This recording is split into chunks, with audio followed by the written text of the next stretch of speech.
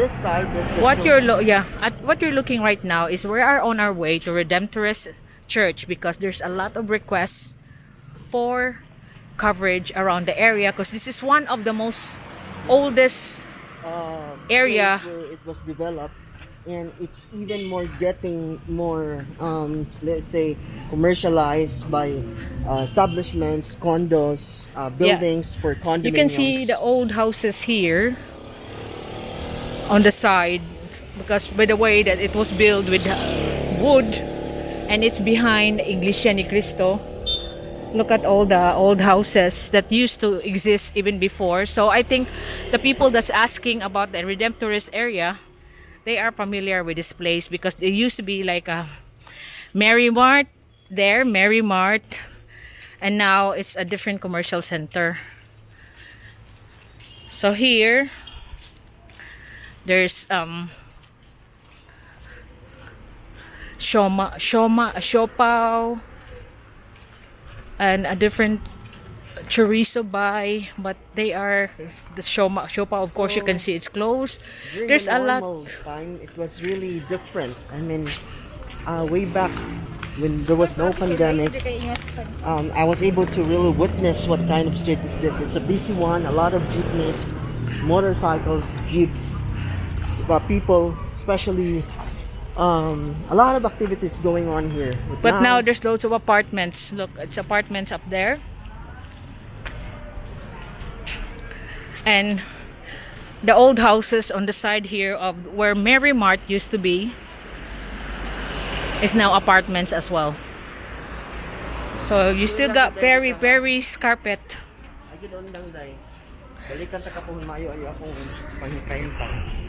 Sige. Perry carpets. That's Perry C, our classmate who owns that. Oh? Yeah. So I don't think she's there anyway.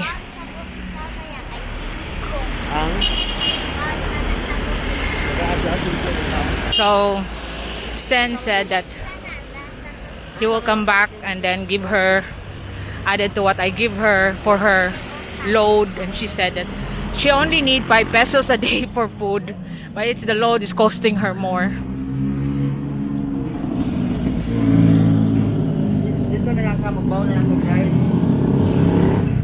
So there are a lot of commercial offices around here.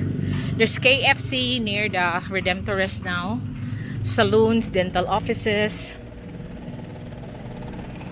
Even the law office of La Serna Is there? No lawyer here in Cebu. Yeah. So that's Redemptorist Church. We had a request to film around the vicinity. And behind it is St. Mark's Hotel.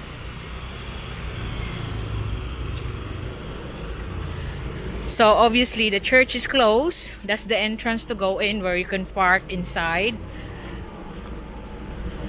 I guess at the other side it's open. Okay. We can go inside. Especially the chapel. Dahil salamat kay Rika. Rika, balik lang ni Amerika. Buhon, balikan tika dahil. Balikon ka na mo. Kaya ako sa itong istoryahon si Kansilor. Gaha, thank you kayo ga.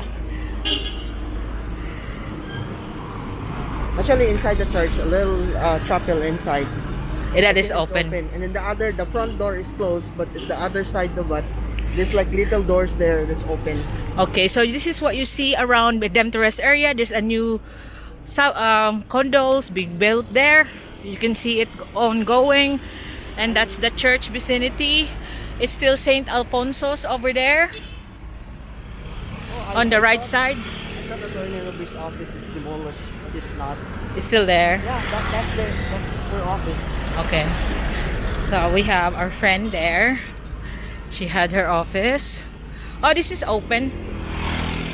So this is the one that. Oh, I guess there's.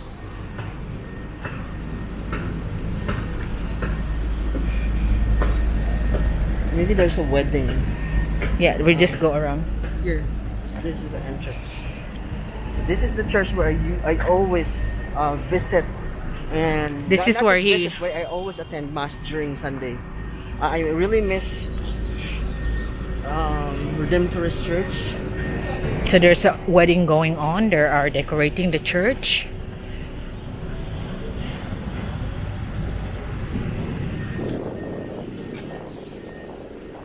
So you can see the vicinity. Used to have the massage over there, no? Yes. So you used to have a commercial center right across the field on the up ahead, where there's reflexology. I guess they're not operating Anymore because it's only parking lot that you can see now. Yeah. It's all just, but this is how the church looks like right now. It's all I was closed, only a surprised few. that they put a barrier here for a parking. I don't know if they allow parking over this area, but I guess it's not. So there's still the St. Alfonso Seminary across there on the right side. So obviously there is a wedding. Maybe later on in the evening. Yeah, I think it's an evening wedding. I guess it's like That's the comfort rooms for the church goers. this is just for the church uses alone for this one for bigger church. Must be This a would rich cost you, family. like, around 10,000. Yeah, because it's like exclusive for them, the church vicinity. Look at the videographer. It's even 2 or 3 of them. So must be a grand wedding. So this is the chapel.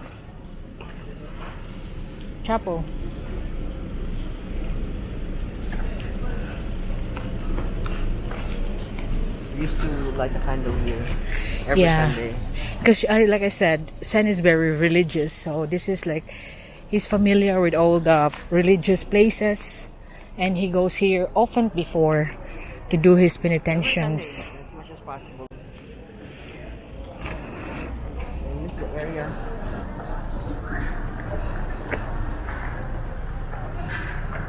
I don't think they allow people inside. This.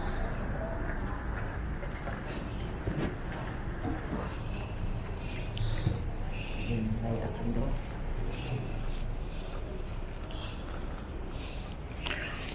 So this is where you light up the candle and say your prayers in here.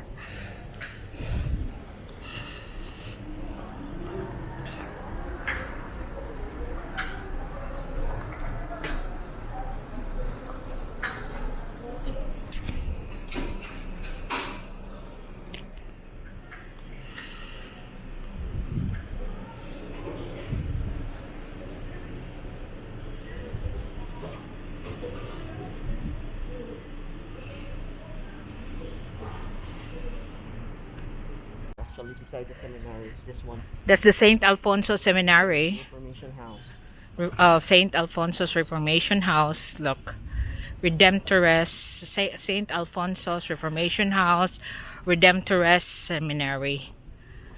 So we will not just continue there because it's now being closed.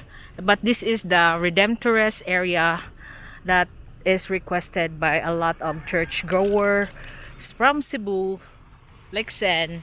That Redemptorist is their favorite church to go to. Let's go across there, darling. So even for during the church, now they put an entrance and exit sign. Yeah, so this is where you Before. go in the church. Now it's open. I think that the wedding is continuing. Oh, those are, they got this green motif. A grand wedding is happening. Roaming around, and this is gonna be the exit going to the Cebu Doctors area for and you can also go Scario for.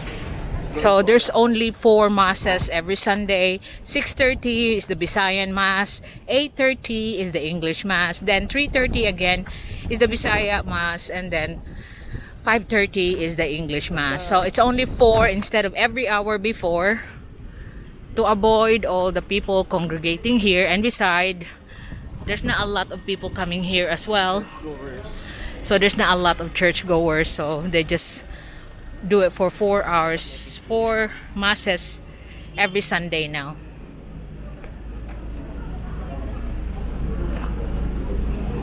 So that's the wedding formation. It's green and white is the motif.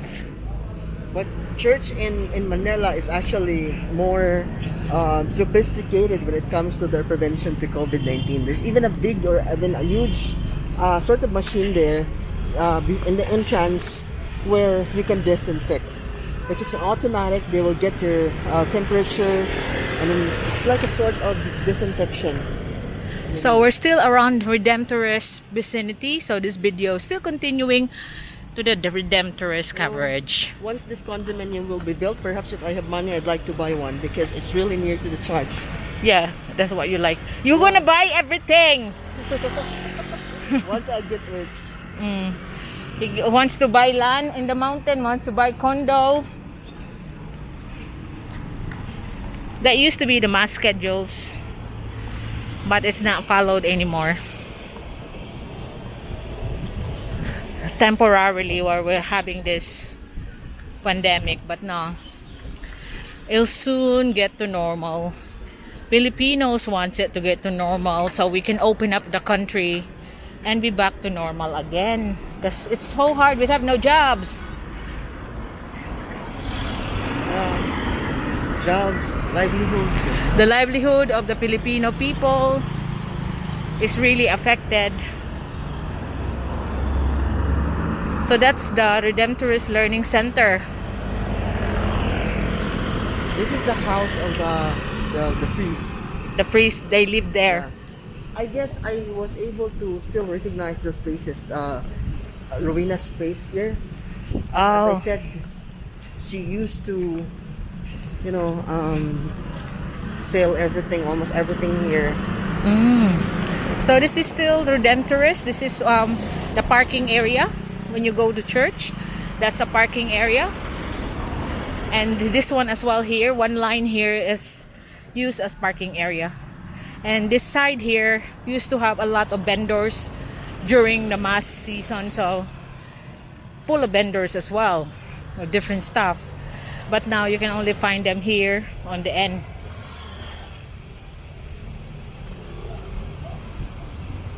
Even taxi drivers are resting, so that means that there's not a lot of commuting people.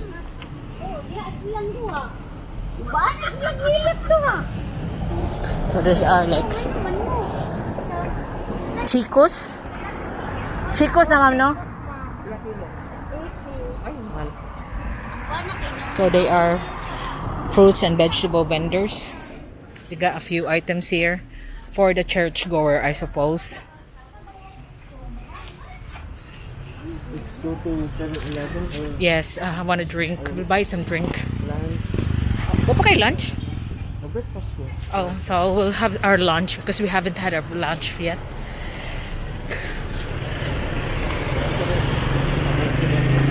So this is the back of St. Teresa's College, and right across up is the Baseline condominium. St. Teresa's is actually the oldest girls' school In Cebu, an exclusive Cebu girls' City. school. But I'm not sure because there's some changes because of the pandemic. I guess they're not reverting again. They no longer would cater college student. It's go back to like primary And high school. yeah. And I guess before they were able to still accept like boys, but now I think they revert to an exclusive girls' school. Yeah. Now we'll just have our lunch here in 7-Eleven. This is the end of the Redemptorist. You got a lot of pension houses in the area. You got Isabella Residences. This one is in Nida, rooms for rent. So I think some of you are familiar that you can rent apartment hotels here on the back of Redemptorist.